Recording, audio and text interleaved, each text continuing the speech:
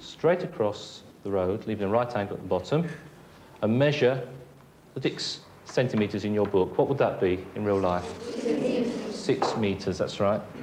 Well, one day I was with my friends and we were walking down the road when we saw this old woman taking a dog out for a walk. And one of my friends don't like the dog, and it came up to it and she pushed it away. And she took the wrong idea and she said, "Go back home, go back to India." And when she said go back home, we are at home in England. I don't think, because we're living in Britain, there should be an excuse of becoming English culture. We come from India and we should, even if we are in England, we should keep a bit of our culture there. For me, it's not a problem with living in 2 cultures. I just accept it as it comes, really. At home, I wear Indian clothes because my parents prefer me to wear the Indian clothes, and my relatives would like to see me in my Indian suits.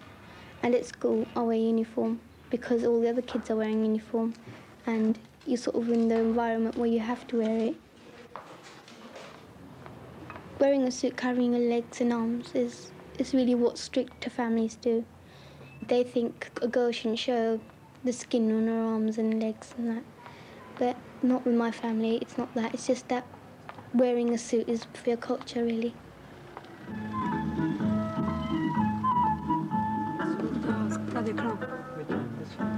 We buy the material for the suits from the local clothes shop. My mum and me go and, when sometimes my sister comes, we go and choose a material. My mum goes home and we make them. She makes them herself.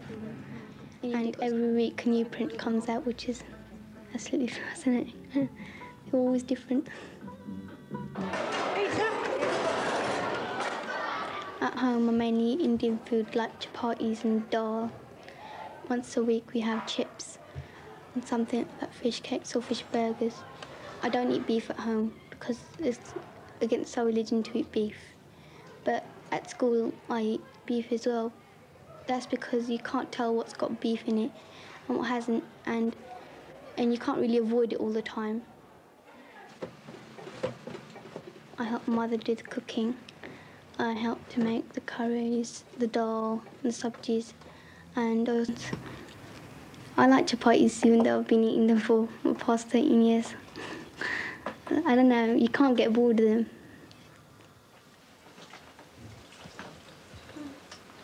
Okay.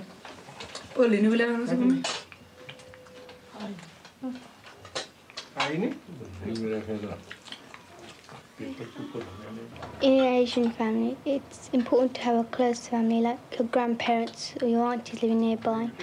Because like when my parents went to India, they were there to help. They came to look after and stayed with us as well.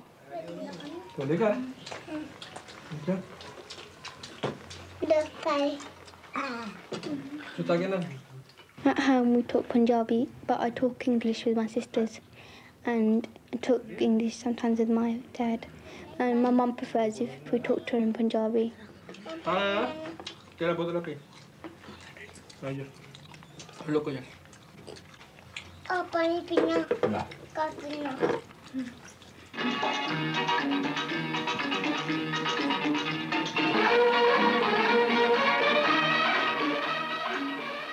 Well, now Indian videos is the sort of, everyone has them at home, and I don't really like them because they're all the same stories. It's the same thing happens. But my mum, she really likes them, and she watches them every night. So just in where my area, there are at least 10 video shops. An Indian video film is full of songs. At least in one film there's about 8 songs and a lot of dances. And they all mostly got the same tune if you really listen to them.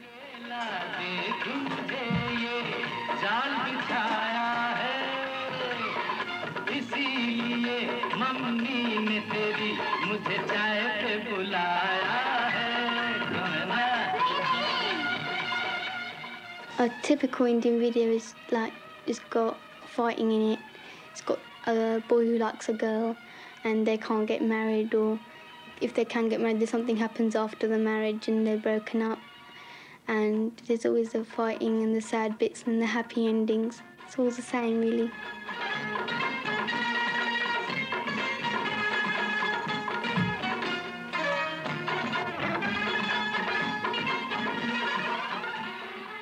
My parents had an arranged marriage.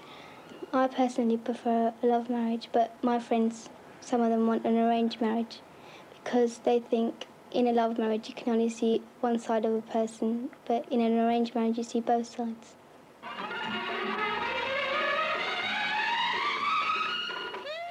In an arranged marriage, the mother and father of the daughter find out everything they can about this boy getting married, and so you get to know the good bits and the bad bits about the boy. And in a love marriage, you don't see that. You only see the good side all the time. You don't want to see the bad side.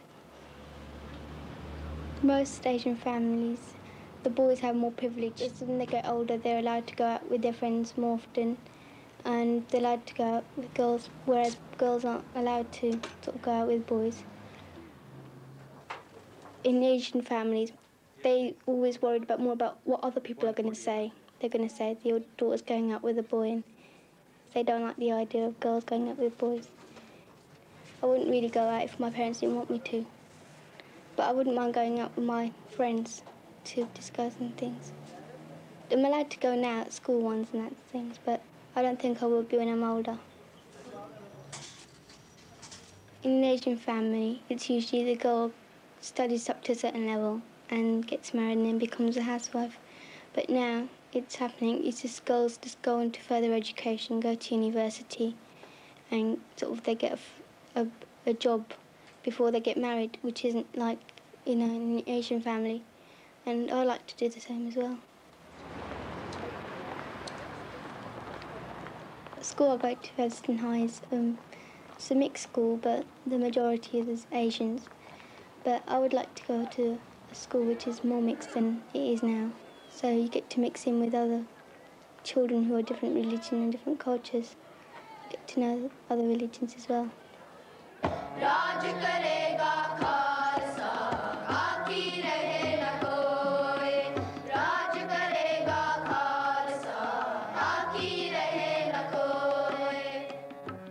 I'm a Sikh. Our holy place is called the Gurdwara.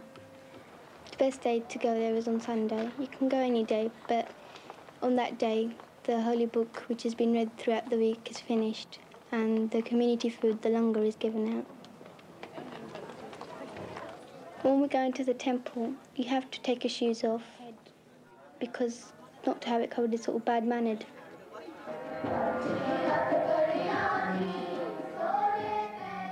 You go down the aisle and you put the money in and you sort of pray and you go and sit down.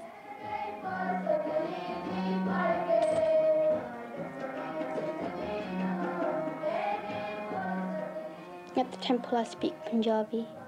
The holy book's read in Punjabi and all the songs are sung in Punjabi, and so all the lectures given. It's just that so everyone there understands what you're saying, because some elder people don't know English, and now and then a couple of words are said in that language, but it's mostly Punjabi they're spoken. We give food out to everyone who comes, which is called a langar. It's given out free, and it's paid partly with the money that you give in when you go and pray. And it is made by voluntary people from the community. Sometimes I help to give out the food, and when you give out the food, it makes you feel as if you're helping in some way, and it's good to help. I understand what you're doing there. Okay, very good then. Can you carry on? I think it's important to keep the culture going on, because if we just stuck to one culture and that was the one we are in, the English culture, like wearing English clothes at home, our children would be like that and their children would be like that, and we'd lose track of our culture completely.